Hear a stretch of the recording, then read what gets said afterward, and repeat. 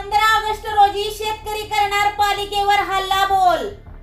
देशाच्या स्वातंत्र्य दिनी बळीराजा हक्कासाठी पेटून उठणार। बळीराजा शेतकऱ्याला कराड नगरपालिकेसमोर स्वातंत्र्य दिनी आंदोलन करण्याची वेळ येणार। सध्या शेतकऱ्यांवर एक ना अनेक संकटे येऊ लागली आहेत।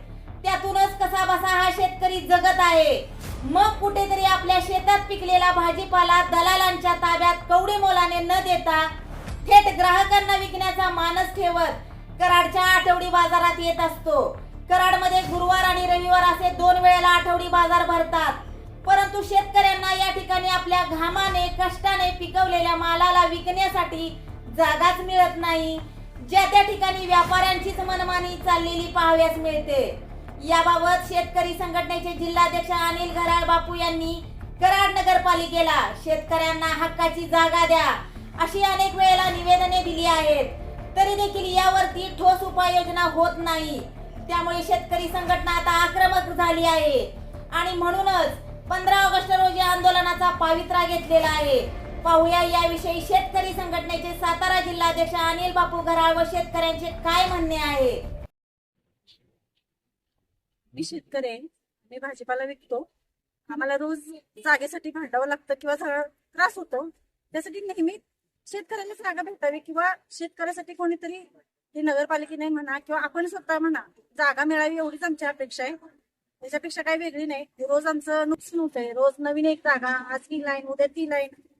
ग्राहकांना माहित नसतं की आम्ही आज कोणत्या लाईनला बसलो। शेतकरी म्हणून जे ग्राहक घेतात त्या ग्राहकांना माहित नसतं, त्यामुळे आमचं नुकसान होतंय। रोज घरी न्यायचा, रोज शेतात आणायचा, परत तोच घरी न्यायचा, गुरांना घालायचा, हे असं आमचं रोज वैताग महिना 2 महिने झाले असं चाललेलं आहे। त्यामुळे सरकारने का नगरपालिकेने याच्यावर काहीतरी ठाम भूमिका घ्यावी एवढीच आमची मागणी आहे। याच्या व्यतिरिक्त काही। जय जवान जय किसान।